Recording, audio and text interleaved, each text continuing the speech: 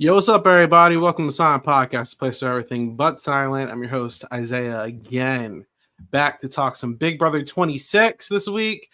Fun week, fun vibes. We got a fun guest this week. We got Mecole in the building. Hi, guys. Hi, friends. Hi. So good to see y'all. Good to see Glad to have you around. You know what I'm saying? Yeah. And then regular panel per usual. We got Katie. Hey, everybody. We got Josie. Hey. Then we got Janelle. Hi, guys. All right, Mecole. Hi. This is just like the conversation circle, so there's not a lot of structure. We just kind of chat, so jump in whenever you want. Okay. But how are you feeling with this season of Big Brother so far? I am really enjoying BB 26. Well, first of all, I just want to say that being on the other side, I'm glad that I'm back to just watching and enjoying without the pressure, without the anxiety. Like I feel normal again. So like I've been enjoying it. And the vibes are good this season. Like the vibes are good, the energy is up, like the twists are good. I love the AI arena, the instigator. Like it's Mr. Big listened to the people last year. And shout out to him for that. Shout out, Mr. Big. Is it like a lot different for you this time? Like now that you've actually got to experience it, or how is that dynamic for you? I can't lie, it's kind of weird. Like, I don't know. I feel like I still low-key have like PTSD. PTSD might be like super dramatic, but like I still feel like I have like, I don't know. My life is forever fucking altered. I would literally never be the fucking same. And so like now that I like know the game in like a more intimate way, I'm just watching. I'm like, this veto ceremony took y'all 2 hours to record. And like at which point did they capture the reaction to being like, was it like the first time or like the third time? So I don't know. It's just like, it's different now. Since I know the TV magic. So it's a little different. How many times y'all recorded? I didn't know that. I think it depends. Like it depends. You always do like at least 2 for safety. You're gonna do at least 2 for safety. So like 1 and then another for safety. And then it obviously depends on the person because you have to go through the whole like, these are the nominees, and turn the key, and I'll reveal that. Like you have to go through it line by line. So like it really just depends on if you fuck up or not when you're doing it. That okay, interesting. Yeah. Mm-hmm. TV magic. Am I spilling? Is this too much tea? No. Let me not get into the tea of the TV magic. Listen. We want to enjoy it from the bird's eye view. We don't want to enjoy it from. Okay, my bad. I'm gonna shut up. All right. How everyone else feeling? Obviously, this has been an interesting week. Obviously, a big transition period for like gameplay and stuff. Katie, how you feeling? I'm feeling okay. I was away for work over the week, so I was, keeping up on Twitter, but I didn't really watch a ton. I caught up on everything yesterday. And, as much as I wasn't necessarily a fan of Brooklyn, I do not think it was the right move to get rid of her. And I would have actually liked to see her stay a little bit and just kind of be more of a divisive figure. I think, she was in her villain era, and we love a villain on TV, even if we don't agree with them. So I kind of am bummed out that she missed it. But that comp yesterday was crazy. Like, what was that? Hard. That's what that was hard. Yeah, that was weird. One of my like superpowers is being like a word scrambler. In elementary school where they give you like the little paper and they're make words out of like this. So when shit was popping up, I was like, oh, that's underwater. Like, oh, so you saw it? I don't know. Yeah. It was the brain. Yes. I don't know if it's like right brain, left brain, whatever it is. Like my brain was clocked in when I was watching that. It was hard though. It looked hard. And then they gave them literally exactly what it said at the end, and they still were not getting it right. So I was like, what's happening here? Yeah, I agree with Katie. As annoyed as I was with Brooklyn last week and some of her antics, I was sad to see her go. Like, she really fought until the last moment. Everything she was saying at the end was true. Mm-hmm. And I didn't see Cam campaign one time. Like, not once. Didn't try to save his neck, his game. Cam's chilling. So it was sad to see somebody that was willing to stir things up, willing to say what they felt, go out like that when we have somebody else that's kind of just chilling in the corner. He's not unaware, which I'm sure we'll get to and I learned, but he doesn't do anything. So I hated to see somebody really fight until the last minute and then go. I would have rather had her stay than go, honestly. I had to look at Josie's face when you said that about Cam. Y'all, I like people who fight, who want to be there. I said that about Angela when she pleaded, and I feel the same way about Brooklyn. And she was making points, like she was making points to the right people, because there was a conversation about potentially flipping on Tucker's HOH to get out Cam, which would have been a very good move for a lot of people. I digress. But yeah, I was sad to see Brooklyn go. I like someone who fights and wants to be there. I wanted her to win the BB Arena. I wanted the flip so that Cam can go. That would have been great television. And then we would have had a split house dynamic continue, which is what I'm here for entertainment. So Yeah. All right. So I mean, one of my first topics, I guess we can tap into while you're on this week, Josie. How you feel about Tucker's HOH as a whole? This is his first time at being HOH. Do you think it was successful? Did it flop? Like how did it go for you? no, I think it was a success for Tucker's game. Keyword being Tucker. He was HOH, so he did what needed to be done. The rest of the house, however, I can't necessarily agree. It's an individual game. And I felt like people had occasions to speak up their minds, say what they want to say, and really start actioning things for themselves.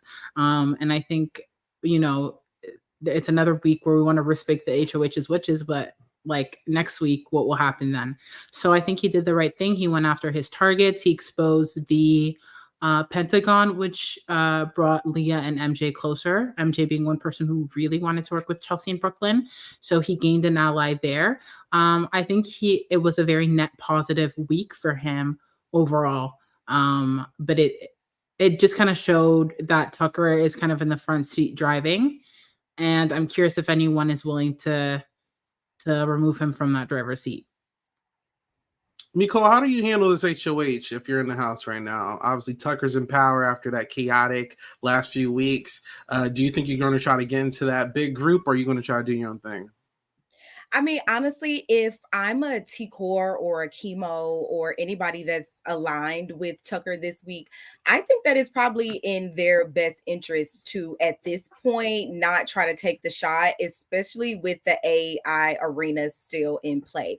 And like, I say that and I'm trying to because it's like, but how long is the AI arena going to be in play, right? Like, how long are we going to run on this excuse? So it's like a convenient excuse to use right now. But honestly, I think that that's probably the only path for them that does not involve him possibly coming back in, maybe winning the veto. If he doesn't win the veto, winning AI arena, coming back, winning HOH, and taking the shot. It's very reminiscent of Cam to me. It's like you gotta find, and Cam's game is a lot different in certain aspects, but I feel like it's important to find like that perfect time to take the shot. And with Tucker, I feel like the window is like dwindling and dwindling and dwindling and dwindling, especially because we don't know how long AI Arena is going to be around. So like they just need to buy themselves some time this week, but really start putting a plan in motion for getting his ass out of there, or they may as well just give him the game. Yeah. Mimi, what do you think of him as a player, of Tucker as a whole? Listen, I think that one, it was a good week for him. I like the vibes. I like the energy. Tucker is like, I say this, there are like certain kind of players that enter the game. It's players that come and they like really want to win. And sometimes that like paralyzes you in certain aspects. And then there's players that just don't give a fuck. Tucker does not give a fuck, and that resonates deeply with me. I wish I could be that way. I wish a bitch didn't have shit to pay off, so I could just not give a fuck, but I can't just give a fuck in a different way. So I enjoy his level of just like, it's not finesse. It's really just like, what's up? Like, what y'all want to do? And I like that, because in my core, I'm that. Like, if I could be that all the time, I would be, but I can't. So like, it resonates with like my spirit animal. So I like it. I don't know if it's a winning game though, but it's fun. Yeah. How would you handle being in the house with him? I feel like I'd be pissed off that he was on my season. I'd be like, oh. I think personality plays a huge role in that. Like, because when I think of someone like Hisam, who in those early weeks had a dominant performance, I think some could say. And I was not I wasn't intimidated by his level of, and also I feel like you just gotta, it's different from like watching Heisem on TV versus like being there in person with him.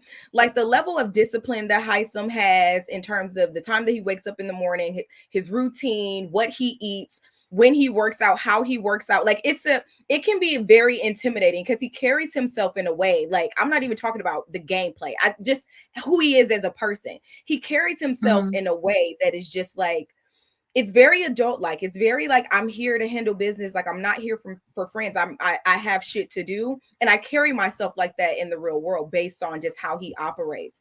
And I think when you couple that with the style of gameplay of someone who is very definitive in what they think and how they feel, and like you couple that with certain aspects, and it makes people and like it, they're like, it didn't bother me. Like I like that about Heisem. I think that drew me to Heisem because I'm like, I feel like I am that way. And so when I think about a person like Tucker, I'm like, I think it comes down to like personality. If I would not mesh with him because he's like a dominant, I would not mesh with him because he has like a shitty or annoying personality. So it like depends. You got to be there in the moment, I think. Yeah. You know, I think the fandom's view on people like Tucker is very interesting, because I think people like Tucker who are very big personality, people always want to root for them when they're at like the bottom. I call it underdog syndrome. And then when they get to like the top and you see like that personality get power, they're like, oh, he's a tyrant, he's a dictator, get him out of here. It's like there's no real winning, I feel, for people like Tucker. So, you know, do what you gotta do. I personally don't mind Tucker. I think he was in a horrible position last week, and now he's running the whole house. You know what I'm saying? So like I get it, and I'm with it personally, but to each their own, you know. I think the only thing that I had an issue with Tucker's personality was the Quinn situation with the veto. Him assuming that Quinn did it when there's literally no way of seeing who did what. Like it's just a thing of like someone needs to have ownership. That to me rubbed me the wrong way. Like if I'm Quinn or if I'm any of Quinn's allies, luckily he don't got that many. But if I'm one of his allies, I'd be like, that's so strange. Like why would you just assume that? Like that, I feel like that can come off the wrong way. And also his conversation with Cedric, and like almost felt like he was entitled to have that move that he wanted to execute, which was put Quinn on the block. That was a moment I felt like, you know, if it's game related, but it can come across a little bit personal with the way you address certain people. So that's something I'd watch out. But overall, I don't live in that house. I don't know that man. Sorry to that man. So I can't really comment on whether or not I like him personally. I can just say if I like his game or not. Yeah. With Brooklyn leaving, obviously the big group the old big group with like Cam and Chelsea and I guess Quinn, sorta at this point, they're kind of like down. You know what I'm saying? They were up and they're down. Janelle, how do you feel with about like Chelsea's chances, Cam's chances? Like, how do you think they go from here? Well, I felt really bad for Chelsea last week. I felt like a lot of what went down, she just ended up being kind of a collateral damage. And I like her. I like her game. I like how she moves. I like how she handled everything that was thrown at her. She literally never looked rattled. The first time I saw her ever get emotional was when she won the AI comp. So Tucker's still after her neck. Many people were trying to, if spoiler for those who don't know, T-Core is HOH. She's not going to nominate Chelsea, which I'm happy about.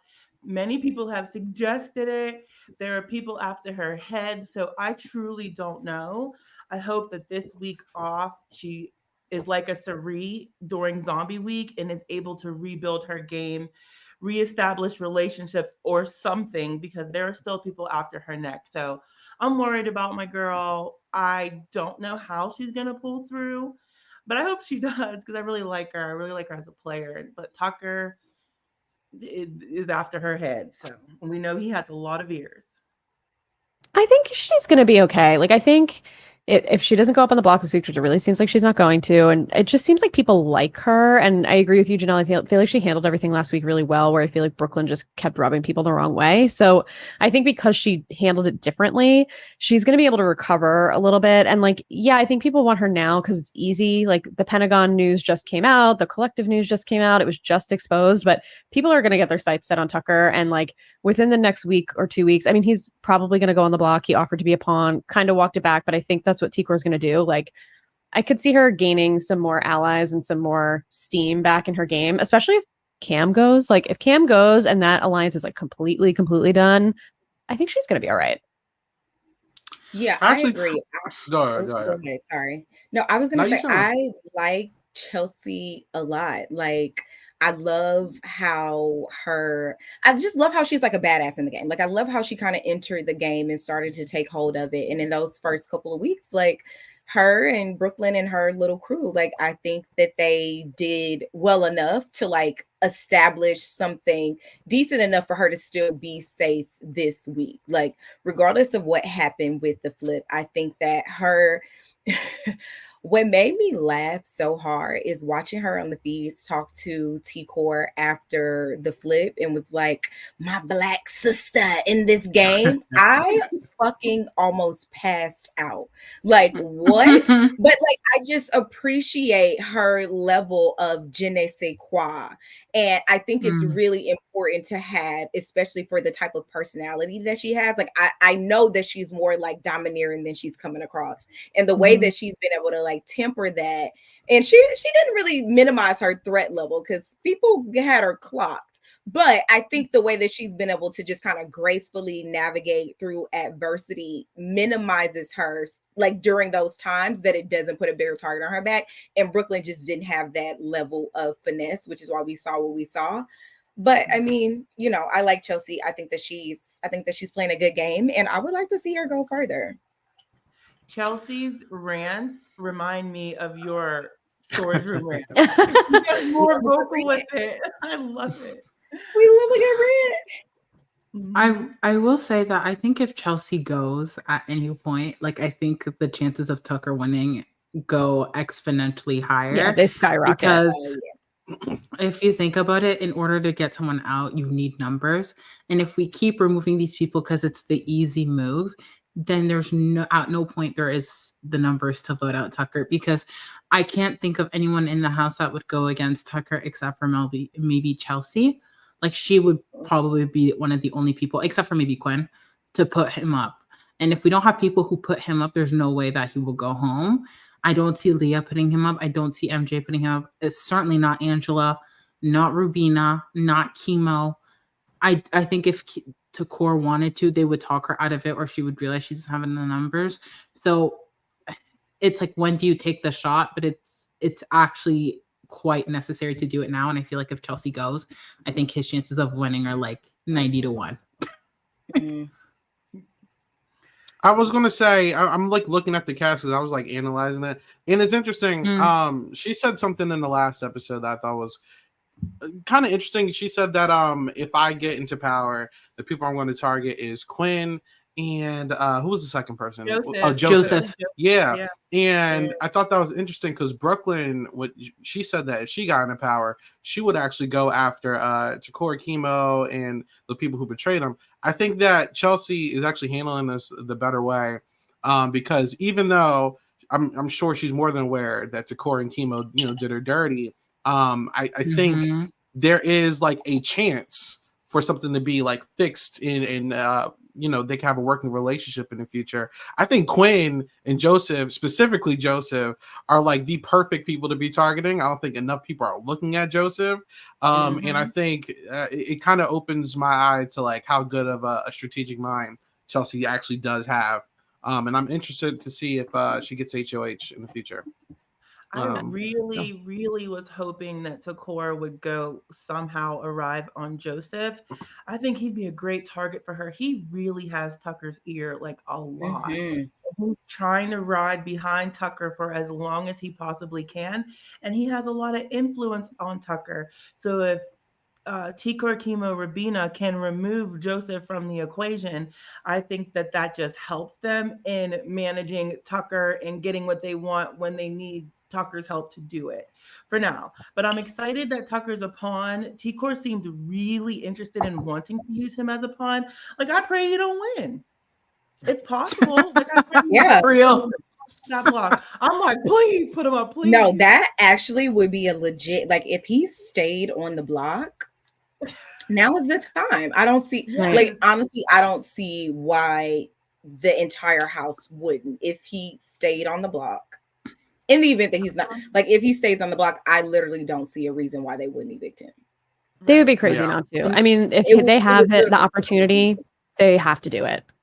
Yeah, it would. Janelle, to your point about targeting Joseph, I think the moment Takor accepted the Sixth Avenue alliance is when like it kind of just ruined any possibility for that, because the moment she targets him, she's the betrayer of the alliance. She's public enemy number one. It's like, yes, allies are great, but when you become aligned with the whole house, which is what kind of like was Quinn's issue, it's like when you are aligned, and Tucker said it, I think, in a DR where he's like specifically towards Brooklyn because she was in 5 points, I believe, with the Z. Yeah. That if you have your hands, people feel more betrayed by you. And making these alliances are great because you're like securing something. Obviously, anyone can turn on you. But if you're the one who does the backstabbing, you're enemy number one. And I feel like because Joseph is Tucker's final two, Joseph has good relationship with Quinn, that even if she were to put him up and encourage people to go against him, I don't know if she has the vote, especially since Joseph's been like talking to Leah a lot. So I don't know. She has 3 people she can put up without blood on her hands, and let's just hope none of them win veto. Like that's her best case scenario. Yeah. Yeah, you're right. You're right. Wait, do we know Katie, who noms are? Did they think do they're making them noms right yet? now. I think it's happening now, but I think it's going to Right be now. Cam, MJ, and Tucker. I think. Oh, okay. Yes. Right. I think that's the plan. Interesting. Yes. I was going to ask Katie. So me and you specifically were very vocal on Tikor and Kimo last week. Yeah. What's the current feelings on Tikor and Kimo's games right now?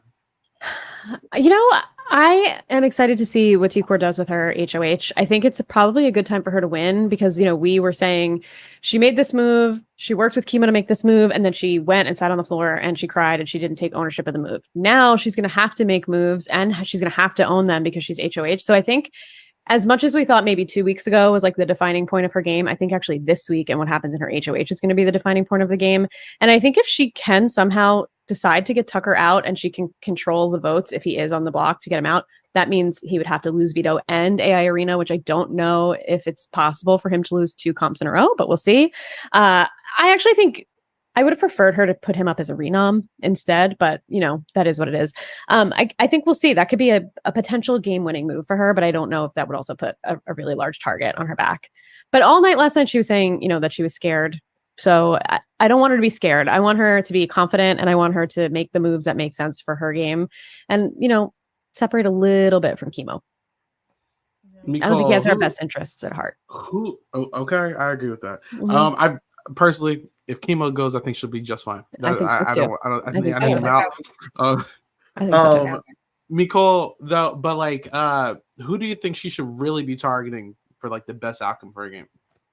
I think honestly, she should be targeting a guy this week. I think that as the numbers start to dwindle, you lost Brooklyn last week. Like the amount of allies who are going to feel like a woman could win this game is going to be few and far in between. Like maybe a Quinn will at the end, but you got to think that if Tucker makes it to the end of the game, like Joseph is going to be voting for him. Like maybe Quinn votes for you, but like, so I think in that regard, to y'all's point, nobody is looking at Joseph, and Joseph has been playing a good game. Like he has been playing a game that feels like very under the radar. And every time you think he may get in a little bit of trouble, he somehow just kind of slips the bullshit and finds himself back into like a decent position. And it's been happening week after week after week. And I think that people are going to want to start paying attention. I don't think it's something that Chelsea should push though, because it's going to feel like I don't know. It's just gonna feel weird if it comes from her in a like overly aggressive way. But I think that if she can like take a moment, especially this week, to have T-Core's ear and sit and tell her like, hey, like you may want to start looking over there, like especially if it's going to be a renom situation, you may want to look that way, and that could be the best outcome for you. Because I mean, yeah, maybe the votes get a little crazy, but somebody got to go. And I feel like these women have to know that, yes, let me say, I love seeing the women like win HOHs this season, but you cannot risk getting deeper and deeper and deeper in this game with somebody like a Quinn and somebody like a Tucker, and giving them the opportunity, and a Cam, and giving them the opportunity to comp out. Like you can't do it. So it has to be a guy this week. Has to be. To your point, it kind of reminded me of last season of Big Brother Canada. It was a big comment that Isaiah and I like talked about when it came to Anthony, because we were talking about his allies leaving before jury. Because when you get to jury, you need people who are going to be willing to vote for you. And I think ultimately, you know, with the mindset of as long as it's not me, that's fine, that's great, because you want to sit in those final 2 chairs. But when you get there, are people going to be able to vote for you? I don't know. And especially with the people remaining in the house, like Joseph and Quinn is more likely to vote for maybe Tucker than maybe Takor herself. And so not only is there this risk about them comping out and being a threat to get out, but also a threat to you winning the game in terms of like getting the numbers to secure that win as well. So that was something that sparked my mind when you were speaking about that. I've been saying for Chikor and Kimo, specifically Chikor though, because like I said, Kimo need to get out of here. If Chikor like brings in that inner Andy here, and I'm feeling this trajectory, right? Andy, right? He was cool with everybody. He was chilling pre-jury, right? And then what he did once it started getting really serious, he bounced back and forth between both alliances. He was cool with the leaders of Helen and Amanda. In this case, I guess Chikor's would be Chelsea, and then it would be Tucker. If you stay on these people's good sides, and then you snap one of them, which that would be Tucker in this situation, you can get, you know, you just gotta bounce back and forth. And I think she started to see that last week, because she was already talking about like we need to flip the vote on someone else that's not Brooklyn and not Chelsea. I just need her to act on it. Like you're the HOH this week. That's just my biggest concern with players like her. She has such good reads, but like she second guesses her intuition like crazy. The only time she didn't was the Cedric vote. I'm still feeling different about it, but whatever, it's the past. Can't do nothing about it. But like she just needs to act on her intuition and not hesitate. Otherwise, she's gonna be fucked. I really don't think it's possible. Like as much as I love her and enjoy her, she's just nervous at all times, scared at all times. She's not going to be one of those. It doesn't seem as if she's going to be one of those players that I'm just going to go for it and do it. She seems to just really like last night. Did you guys see her talk to Tucker? And Kimo, her, Rabina were like, we got to talk to Tucker about flipping a vote and keeping Chelsea. We got to talk to him. They were all riled up, go to talk to Tucker. Any sort of pushback, she's silent. She's literally silent. They all looked at her like, she said nothing. She said literally nothing. Tucker leaves the room. She's like, guys, we really gonna let Tucker? And they're like, you didn't say nothing. Like she just, I don't know what is in her that cripples her, because she has all the words, she has all the right points, but then when it comes time to show it, she's just like zip. I'm like, girl, I want her to do well, but she's just, I don't know. I really don't understand what it is in her. I know even Rubina was telling her, like, don't be scared, like you got this week. You know, I think she doesn't want the heat on her, I guess, from the moves. Like she knows what she needs to do. She just doesn't want to execute. And I think, you know, hopefully this week she steps into her power a little bit and she realizes like it's a game. This is what you're here to do. You're the HOH. This is your job as the HOH. Like you're going to get some blood on your hands, but it's going to be fine. You're fine now. And you did it 2 weeks ago and that was probably even worse. So like, you'll be fine. Everything's going to be fine. Just that's the only way that you're going to win the game. Yeah. How old is T-Core? I think she's young. Yeah. I'll check for you. She'll be crocheting. She's 23. She's 23. Yeah, she's 23. Yeah. So when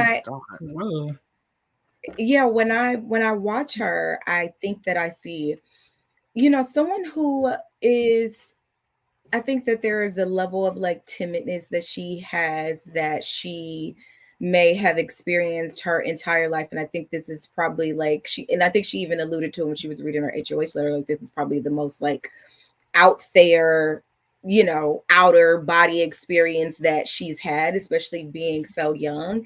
And so what I would like to see, just from like an evolution standpoint, is even if it's not like this week, I would love to see her get to a point where whoever and whatever anybody else has to say is not the priority. Like she makes the decision the sole decision, because I feel like she is probably one of the best decision makers in the house. I think that she has a very objective, but also definitive view of the lay of the land. And I think she's smart. And I think that she has good instincts. And I think that she makes good decisions. And she just has to lean into the big girl, and it takes a lot to get there. And that's why you see players like a Mama Fee or an Angela. These women have a long-lived experience of growing into the level of I don't give a fuck that gives you the type of entertainment that you enjoy. It's harder to do when you are a young 20-something year old, and perception is everything to you. What people think about you is everything. That matters a lot, no matter if you're playing Big Brother. Like you don't stop being that person because like you're casted on the show and like fans want to see you like do a thing.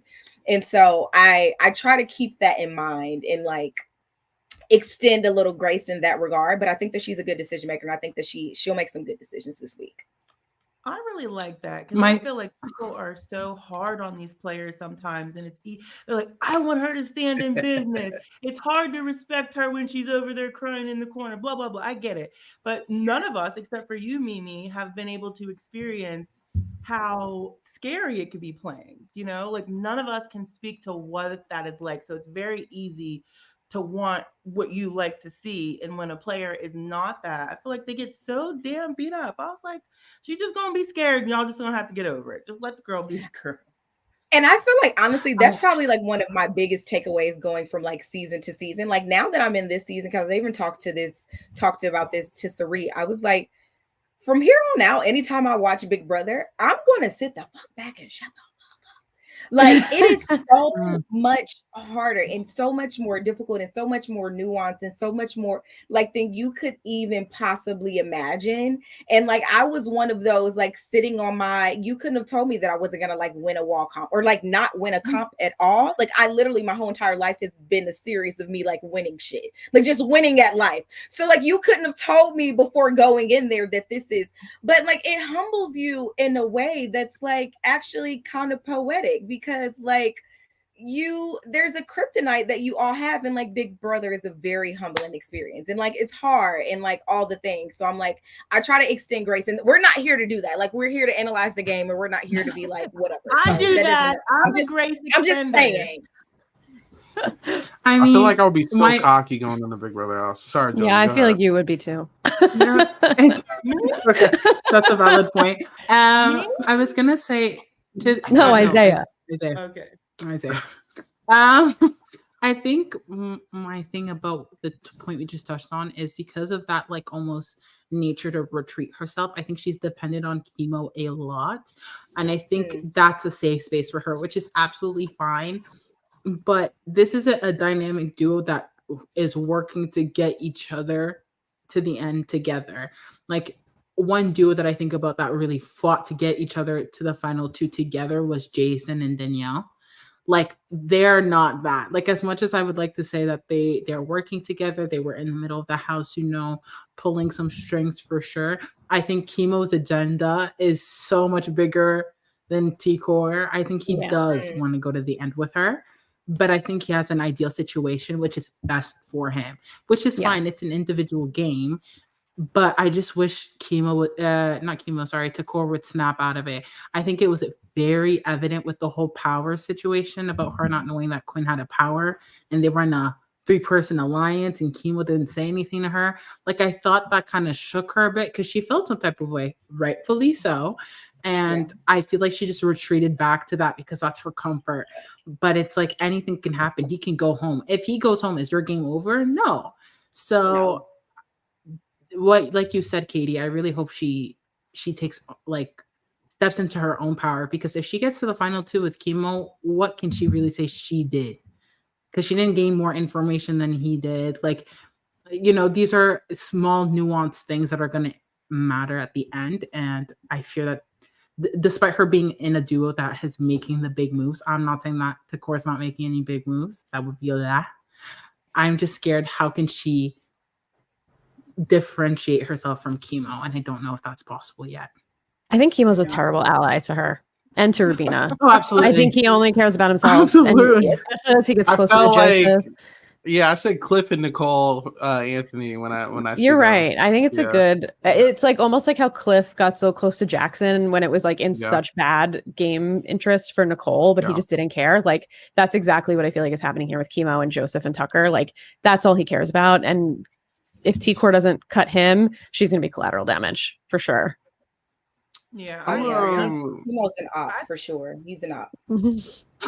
I would like for him to go, and then for her to be closer to Chelsea, because I just think that I would like Chelsea's strategic influence on T-Core more. I think it would be more successful, and I somehow feel like she would be a little bit emboldened with somebody like Chelsea, or I would hope that would rub off on T-Core. That's what I would really love to see happen a lot. I agree. Actually, just last night, Tucker had agreed to be a pawn. Perfect for T-Core. Here comes Kimo. I don't think you should do that, Tucker.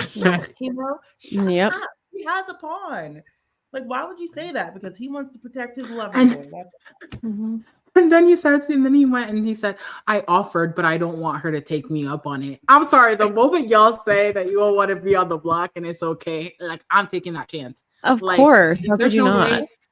There's no way you could propose that and just be like, but I hope you don't take it. Like, no, it's on the table. You said it. It's done. Like, you can't get mad at me. I'm so tired of these people volunteering every single week. Like, we need to stop this. Enough is enough. Okay. Mecole, there's a conversation in the chat. Can you clear us up? How many days were in the Big Brother house? Sorry, y'all. My ring light fell. Hold on. Oh, no, you good.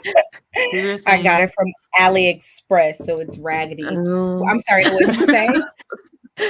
I said there's like a conversation in the chat. They're trying to figure out how many days you're in the Big Brother house. 65. Okay, there you go. That's crazy. See, someone said something crazy. Ganja, my guy, being in the house for 69 days, not being on jury is crazy because Dan got to play and win in 70. Why are they doing that to y'all? That's wild. That's insane. Season 25, they wanted to make a big deal, but 100 days is crazy. And it wasn't even that deep. Like, 65 days. With a cancel eviction when I and say that my zombie. life will never be the same. That's like how long is that? That's a long ass time. Yeah, that is a long time. Over 3 months. That's crazy. Yeah. Does that do something to you mentally outside the house? I told you, you think I'm must. My life will never be the same. There you go. I am forever like but you couple that with sequester, which is like 2 weeks, right? Oh yeah. Oh goodness. And so and then everything that you have to do, like leading up to it, like the casting process, and I'm not sure if it's like different for a recruit, but I think that once it gets to like a certain point, it's level for everyone. So with like leading up to going on the show, there is so much of your life that you like have to get in. It's a big deal. Like it's not something that you just like, oh, I'm gonna go and like, play Big Brother and like I'll be back in a couple weeks. Like you have to prepare your life for months on end. Because I wasn't planning like, oh, I'm just gonna go in there and like maybe I'll be out week 1. Like I dead ass, if I didn't think that I could legitimately win, I wouldn't have fucking gone. Like it was a huge commitment. So if I didn't like absolutely with everything in my heart feel like I had like all of the tools to actually like do well and win, I would have stayed where I was. Because it's like, and so it's a lot that you have to do before you even get there. And then when you get there, bitch, you so damn tired. I didn't have to pay up phone bills, cut my car insurance off, quit my job. Crazy. I'm so damn tired, and now I got to talk to y'all every damn morning.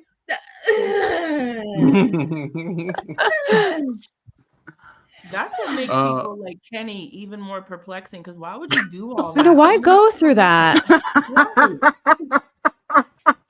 Yo, shout out to Kenny, a bro. whole you have to send in blood work. You have to go get a physical. Oh my You have god. to take an like it is.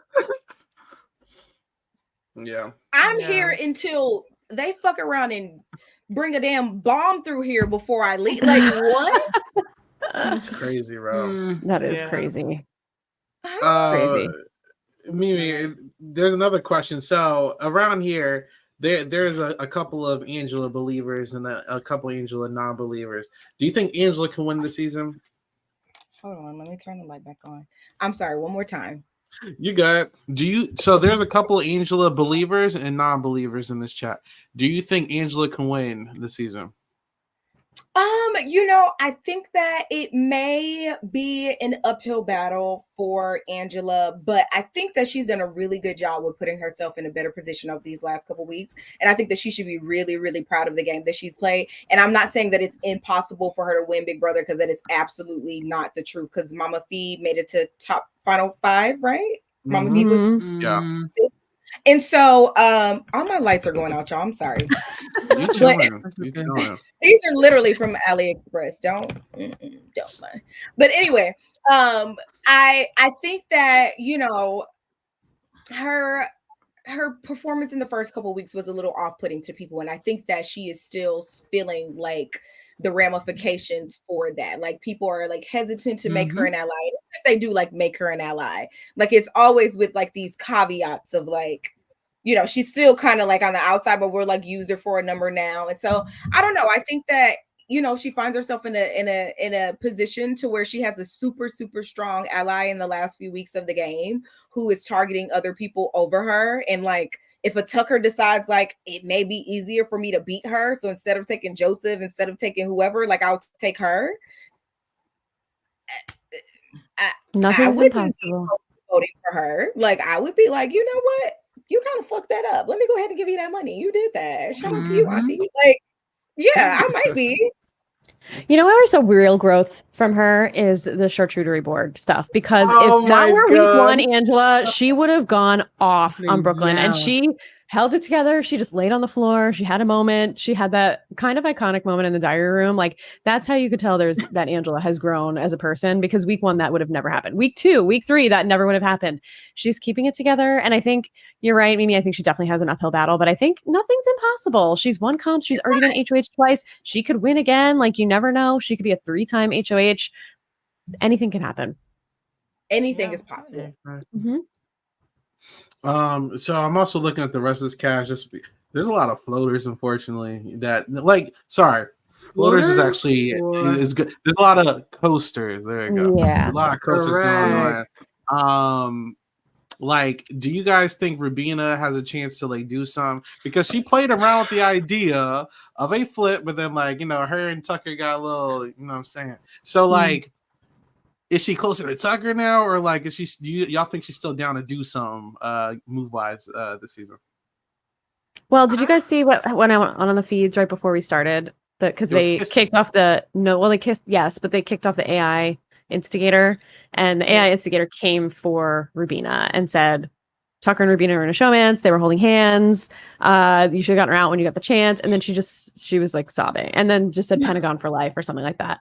I actually do think it's Tucker. I know the rumor is that it's Tucker. I do think it's Tucker. And I think he threw that out there and he didn't realize how much she was going to get. And that's why he's all upset about it now. But I do think, I think she's just taking it way too emotionally. And I don't know that like her head is in the game.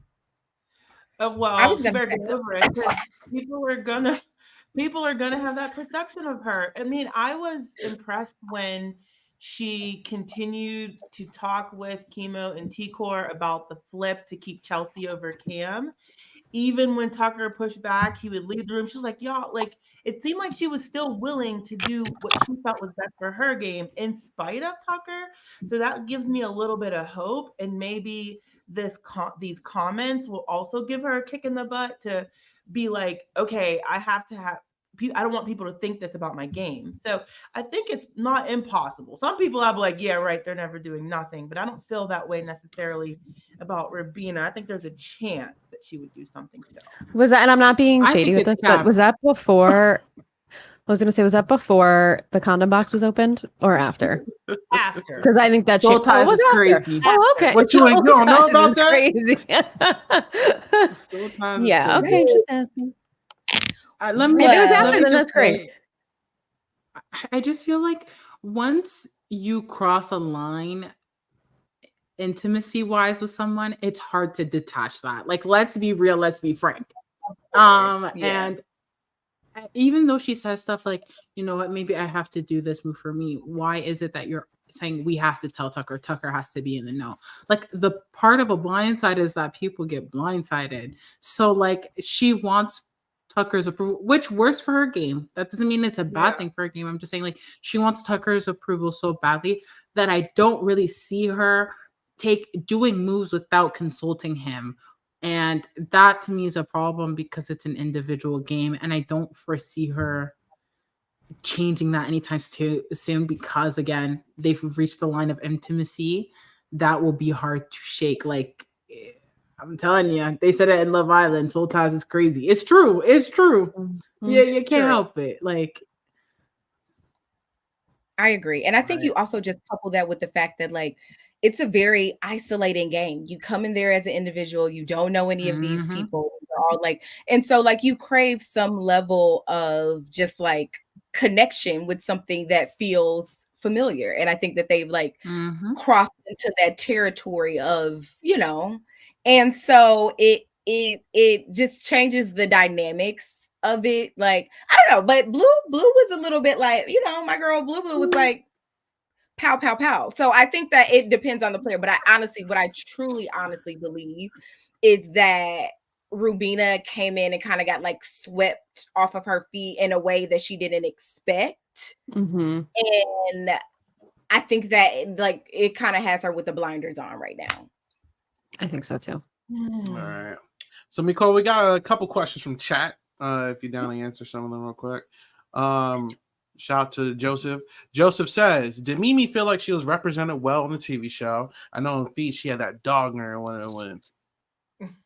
Ooh, in which ways do you mean represented? Like, am I proud of myself, my performance? Yes.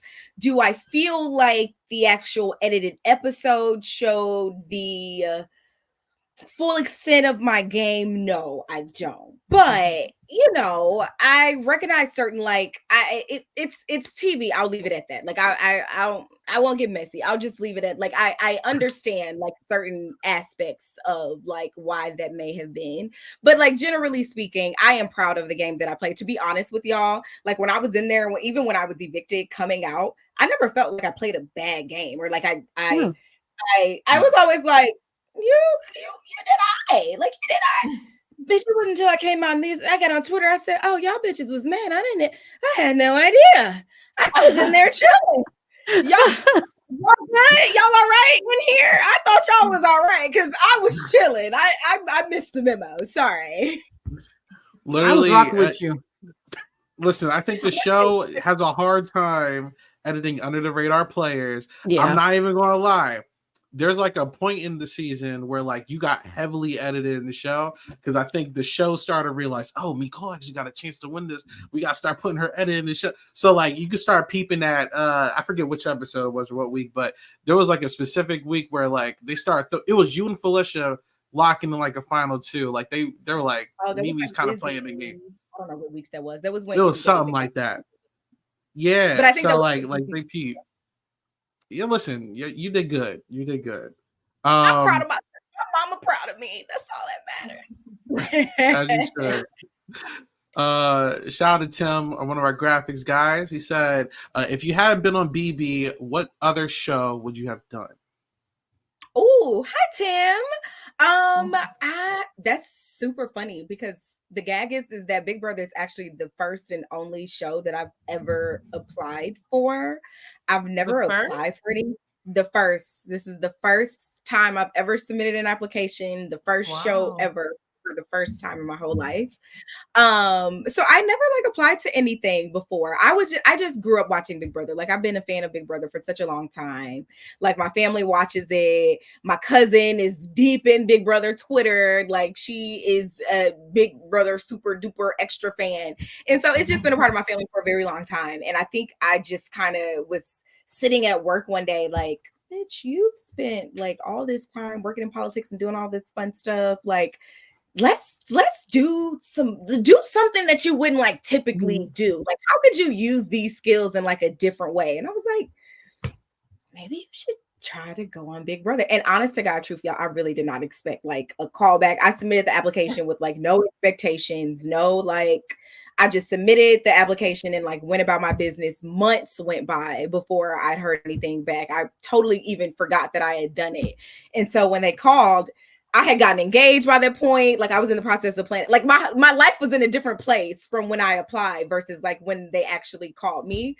So when they called, I stopped and I was thinking for a second. I was like, do I want to like do this? I'm in a different headspace now than I was when like I applied the first time. But then I was like, bitch, you are that girl. Like, if anybody can win this shit, you can win this. Like, I truly do believe that, like, you know what I mean? And so that was kind of like the mindset that I walked in there with. And yeah, it just kind of worked out that way. But I'm glad that it did. Sorry to answer the question. That was a long ass way to You say. chilling. No, that was a great answer. You chilling. You chilling. I forget, were you married or you were just engaged when you went in? Our wedding was 5 weeks before I went into the house. Or 5 weeks. Yes, 5 weeks before I went into the Christian. Yeah, 5 weeks before. Okay, bet. Yeah, so we were newlyweds. Newlywed. Had to postpone your honeymoon, right? Like, are you just? I did. We had to postpone the honeymoon, and so the funny thing is that casting. Once you get like to a certain point in the casting process, and also this is just like my personal casting process. I don't know, like what I don't think it's like one size fits all. But like in my casting process, once you get to a certain point, like you kind of get really deep into the process to where you're like talking to them every day about like certain things. Like submit a whole bunch of stuff. Like you get to submit like 100 photos, and like it's a whole thing. Like it's a deep process. So you kind of talk to your casting director, your casting producer a lot. Like every single day I was talking to mine. And so I'm coming up on my wedding. I'm working full time in politics at the time. I am planning my wedding without a wedding planner, by the way.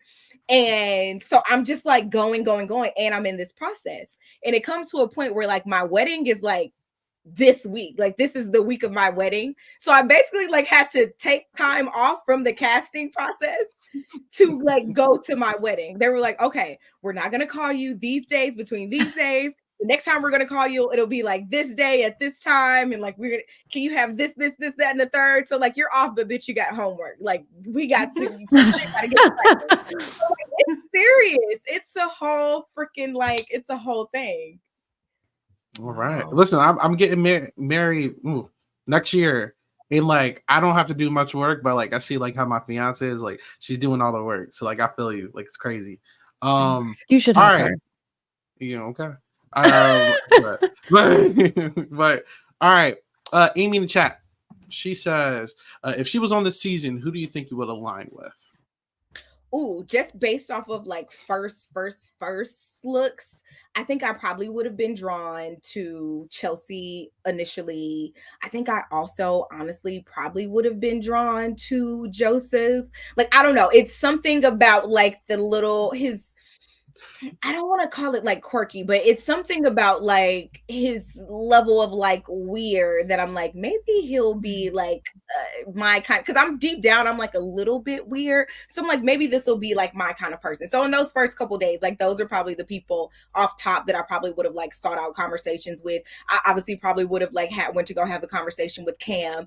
And honestly, I think Rubina would have been like someone who I kind of like gravitated toward a little bit, like her little fun, like the voices that she makes and like all of the little like weird, quirky, all of that little. And I think Kimo too. I think Kimo probably would have been like, I don't know, he's like very reserved and kind of like low key, under your breath, kind of shady. That's very much me. So I would have, if I would have picked up on that, I would have been like, oh, I fucks with you. That's my vibe. I'm dying. Someone had the exact timestamp. Yeah. I'm crying. All right, last question. This is from Moses. Moses, you've been mad active this season. Shout out Moses. Moses? What was your mindset and strategy during the pressure cooker? Which I'm speculating is going to be the jury comp, so I'm hoping it is. Ooh, but I hope so. What do you think? I don't think pressure cooker's coming back this year. I would be surprised if it did. I hope so. No, they had hide and go veto. They've had, what else did they have this year? That's a lot of different stuff. They had a lot of different stuff. Yeah, some newish, right? The pressure cooker is like classic, man. Like, I don't know. We've had some equitable comps. We have. They had get into it, Josie. What's not equitable about putting your hand on a button? Though? No, it is. Oh, I think it is. No, I said it was equitable. Oh, yeah, y'all vibe. Let me shut up. I've been preaching about having equitable comps. Last season, I was on it. I kept saying, let's get some equitable comps. This season is the first time. Well, Raise Your Games was the, I think, the equalizer. Yeah. But this season, finally, we're seeing some equitable comps. I'm here for it. And so I don't feel like we've had the classics, but pressure cooker is to me equitable because you're just holding a button. It's who wants it, you know? Yeah. I mean, you went super far in pressure cooker, didn't you? You were third? Yeah. You like top 3? Yeah. I got third in pressure cooker. Let me answer your question, Moses. My mindset, my strategy going in there, to be 100% honest with you, was to just not hold that button under any circumstances. I didn't know what it was gonna like look like or feel like until I really like got in there and had to get in the zone. But I think for me, I'm a very like observant person. And so what I started to see was I think Jared was out first, if I'm not mistaken. I think he was standing directly next to me, if I can remember. I don't know. But Jared may have been out first. And I just remember when he had gotten out, he was like, oh, like I didn't touch the button, like I hadn't touched anything, I hadn't and so every time in those first couple, I think it was Jared, Sari, Izzy, if I'm not mistaken, all went out. So. 3, and every time one of them went out, they'd all said that they hadn't done anything, like they didn't move, they didn't. So that just let me know that it's like a hair trigger on the button, and the more that you move, the less likely you are to be mindful of the amount of pressure that you're actually putting on the button. And so I just went into like straight up statue mode. I swear, y'all, I was probably standing like this for like 5 fucking hours straight, like just on the button, like literally just like this. And people were dancing. So when people were dancing and talking, and I was just like, I don't think y'all funny. I don't think the music is good. I don't think any of this is cool. I don't want to laugh. I'm not entertained by this. I literally need to focus so that I can win. And like, that's the mindset that I had to put myself in, because you got to recognize like it's a competition. So people talking and like dancing and being annoying, like if it may be fun for them, but for some people it may be an intentional way to like annoy you. $50,000 on the line. So like I'm not playing and talking and kikiing with anybody. Like I ain't playing right now. And so like you got to put in like that level of just like I'm locked in, like no matter what, I'm not losing this. Every time I felt like tired, I was just telling myself like, yo, you cannot fucking lose this, especially when I've been in there for so long. Like I didn't even know how long I was in there, but I knew I was in there for a long time. And then it's like 5 of us, it's like 6 of us. I'm just like, fuck, I'm not about to be the one that's letting my hand up. Like I'm not gonna be. And so I think you just gotta have that mindset. It's cold blast. They're like blasting you with cold air that's probably like 30 degrees. It literally feels like icicles like piercing through your skin, and they blast you with that for like a minute straight. They have the music like the dang that goes on. Like sometimes they'll play it for like 30 seconds, and sometimes they'll play it for like 20 minutes, or sometimes they'll play it for like dang, and then it won't go off for like an hour. And like sometimes the lights are off for like 5 minutes, or sometimes the lights are off for like 2 hours, and 2 people then got out and we still standing here in the dark. So it's like, I don't know. It's hard to have a strategy for that, because it's literally meant to break you. And when it was down to us final 3, they like let out a stench. It was me, Cameron, America, and they let out, y'all, when I tell you this was like a combination of like 100,000 farts. Like just 100,000 farts in a balloon, and just like, wow, it was we were like, it was strong and nasty. I was like, this is sick. Whoever is behind this, you're a fucking sick person and you deserve jail time. Because who the fuck like it was terrible, but it was fun. That was my favorite competition of the whole season. It was so much fun. We thought you had it. I was sore. We were crushed. We were crushed when we saw you get out. We wanted you to take it. We got two more things and then we can start closing out. So this is actually two pressure cooker. So we interviewed Felicia and we did like a 2-3 hour interview and she was like dropping all this stuff. It was great. Something during pressure cooker. I want to see if it was like valid. Josie, if you remember, like tell me if I'm wrong. Mm-hmm. She said something like it was either like somebody dropped and was able to like go use the bathroom and come back, or was it like there was some kind of hoax she was talking about? What was it? You remember that? Oh goodness. She said something big happened. She thought that it was like she was like something sketchy was going on during pressure cooker. I forget what it was. If I don't remember, then all right. So if you don't know, then I don't know. So I'm gonna have to worry about that later. I don't remember. Wait, with me? Oh wait, it was with me or just with like somebody in general? I don't know. My bad. Somebody in general. I forget what it was. Oh it was no, not with me. Nothing sketchy happened with me. I didn't say with you. I'm saying in general. Yeah, Matt peed in the pressure cooker. Matt and Jack peed in the pressure cooker. If I'm not okay. That's so gross. Matt's was loud and like hard. It was nasty. So gross. It was so like gross. Extreme, like, and it went on for a long time. It was me compared to Matt. It was like long. It was like hard. Like the pee went on for a long time.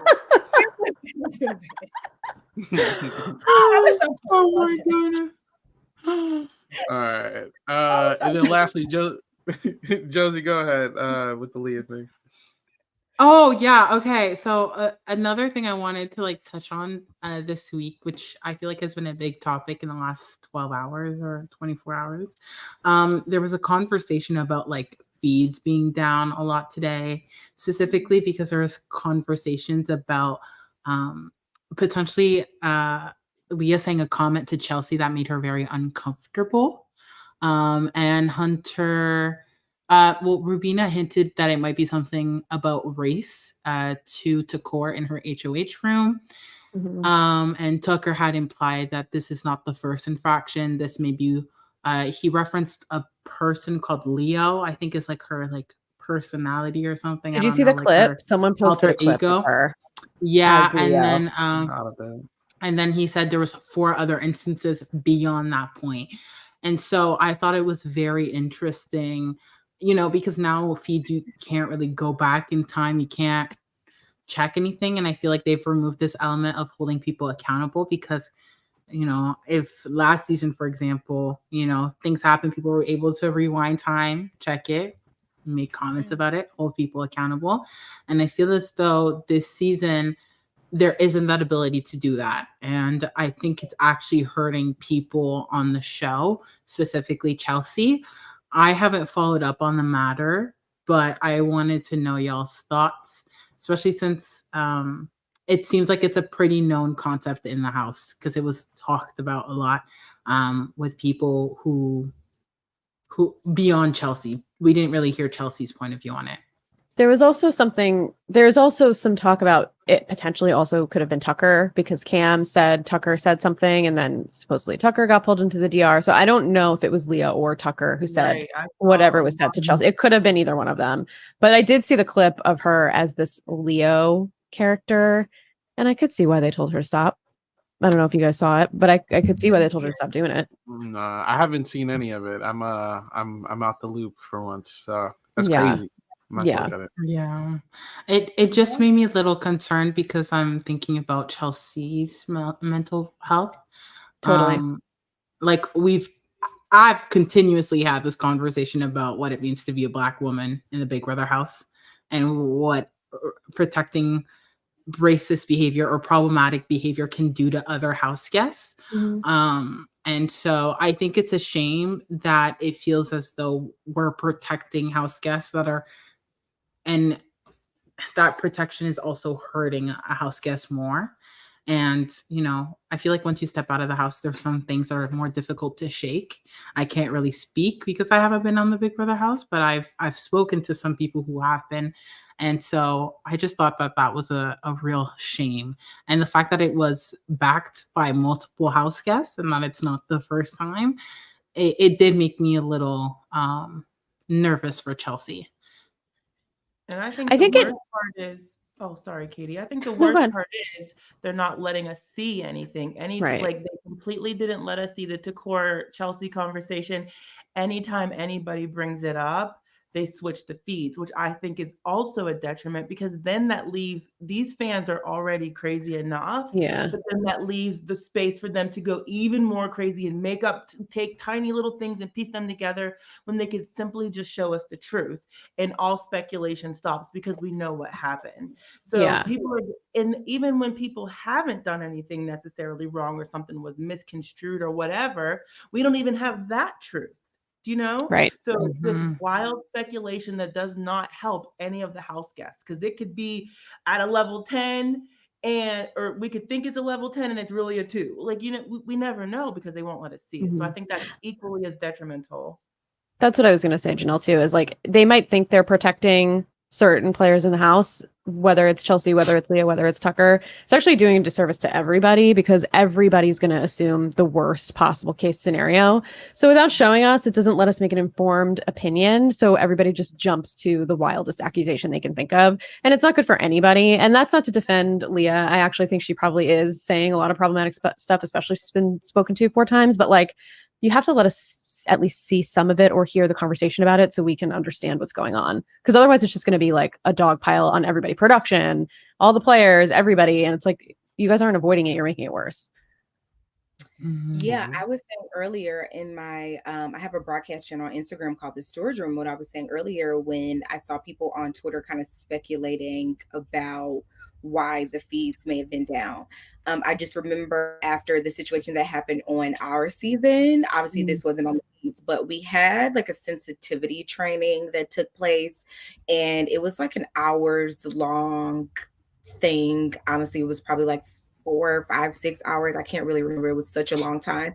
But they had someone come in and like we go through the entire training, and then we have opportunities to talk about it with the moderator, instructor, what have you. And then we had some time to kind of talk about it and decompress on our own, and then come back and talk about it as a group. And I want to say that there were have-nots that week because I remember them bringing in like pizza, not bringing in, but like we went to the storage room. There and because it was like a half a day, and I don't remember what the reaction may have been on the feeds or what had happened before that, like what the cutoff time was for you guys on the outside on the feeds. But that for me was when I saw that I was like, oh, it may be reminiscent of that. And this sensitivity training is about like everything from race to sexuality to gender, like all of the things that, you would possibly need to talk about that someone could have or say or do something problematic around.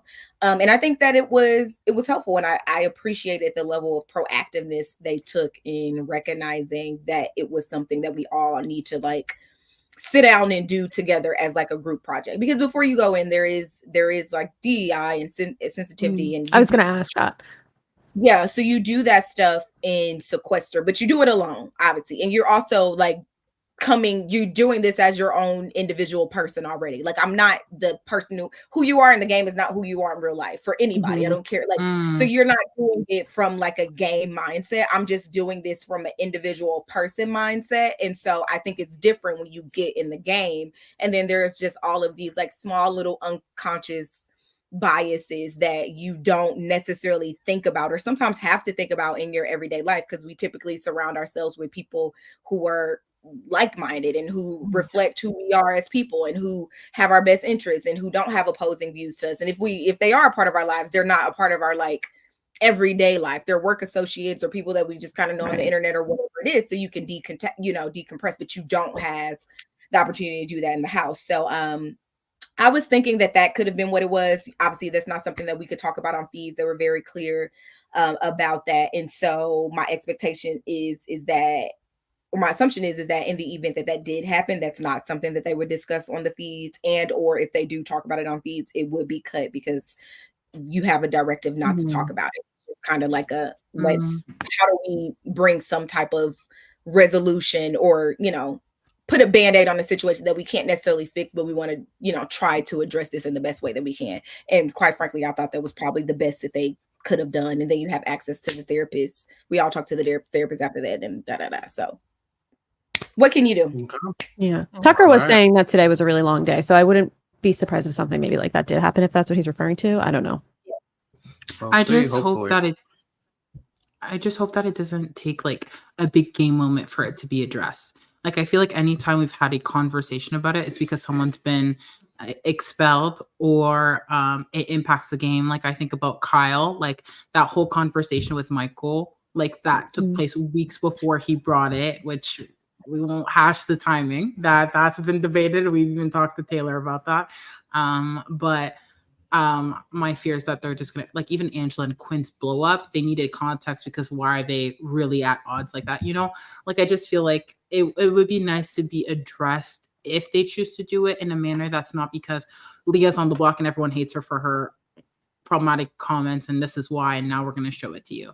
Like, I wish it would go into that old school BB format where you're just seeing people learn and it helps teach people and have those teachable moments that will have an impact, I believe, in the future, because you can always rewatch a season and see how things have evolved and how people have changed. So All right.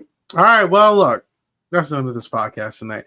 We're going to start closing out. Mecole, don't leave until I tell you, because I got to make sure it finishes right. But regardless, everyone in the chat, thank you so much for watching. Obviously, if you want to support everything that we got going on at Silent Podcast, you can check out our social media handles, Silent_podcast or Silent Podcast, for all that fun stuff. And if you're listening on our audio platforms, rank it 5 stars, 5 stars only if you like what you hear. If you don't like it, don't rank it at all. Wait till you hear something you do like.